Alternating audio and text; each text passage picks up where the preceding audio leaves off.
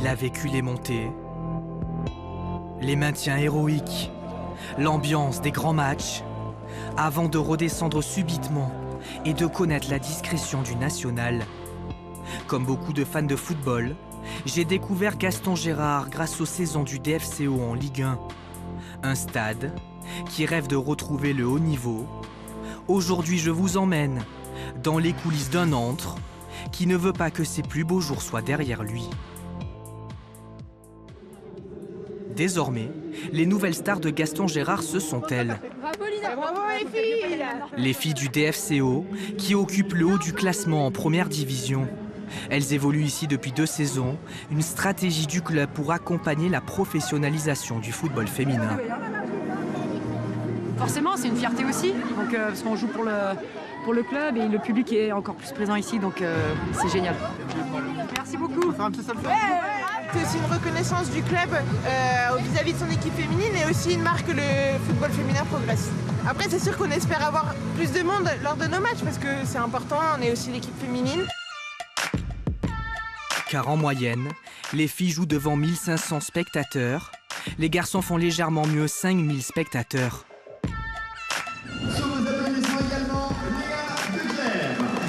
Mais c'est 2 fois moins qu'en Ligue 1.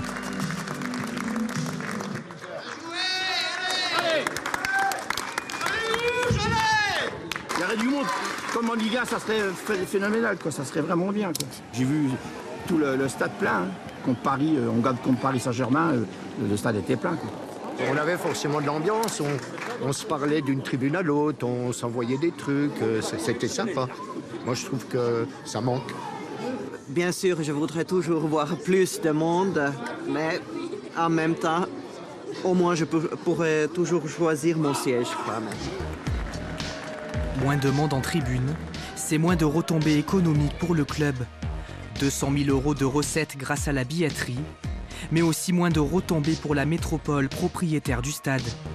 Le DFCO loue désormais Gaston Gérard 500 000 € par saison, car une part du loyer est basée sur les performances sportives du club. Quel regard vous portez sur l'affluence qui a baissé depuis quelques saisons ?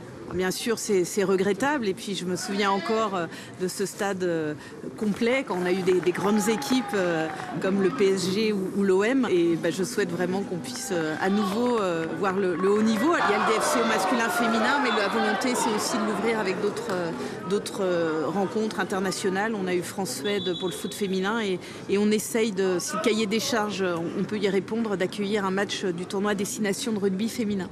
Parce que cette situation, c'est aussi moins de rentabilité pour ce stade ? Oui, bien sûr. Quand il y a un club en Ligue 1, souvent on dit que ça coûte plus cher pour la ville, mais non, parce que déjà, il y a beaucoup de retombées économiques qui sont importantes dans beaucoup de secteurs. Et puis en même temps, le club paye une redevance un peu plus importante. C'est quoi votre meilleur souvenir ici ? Où j'ai vraiment vibré, c'était en 2019, le match DFCO Lens, quand on se maintient en Ligue 1 et je me souviendrai en barrage et je me souviendrai encore du 2e but de Slity avec son geste. Ça y est, c'est fini, on se maintient en Ligue 1. Gaston Gérard, un actif qui a pesé dans le rachat du DFCO l'an dernier. Le nouveau propriétaire du club veut ancrer le stade dans la ville avec des événements familiaux comme cette course, la DFCO Fun Race et des animations pendant les matchs. C'est un des éléments clés, une des forces du club, c'est d'avoir un stade qui est aux normes de la Ligue 1 aujourd'hui, et notamment avec beaucoup d'hospitalité, ce qui permet d'accueillir des partenaires dans de très bonnes conditions. Et c'est essentiel pour nous d'avoir des partenaires qui nous soutiennent. Et le fait d'avoir ce beau stade, d'avoir cette capacité d'accueil et puis de recevoir beaucoup de public, ça fait partie effectivement des points qui étaient importants. On fait en sorte que ce bâtiment, ce stade, cette infrastructure, ce soit pas uniquement du sportif, mais que ce soit aussi un acteur de la ville. Et l'idée, c'est de l'ouvrir, de le faire découvrir. Le jour où on aura un stade qui chante avec des belles émotions, ce sera gagné. Sortir de l'ombre, retrouver la lumière et le haut niveau. Le DFCO veut remonter en Ligue 2 d'ici 2 ans. 2 ans pour permettre à tout un club et son antre de revivre les émotions passées.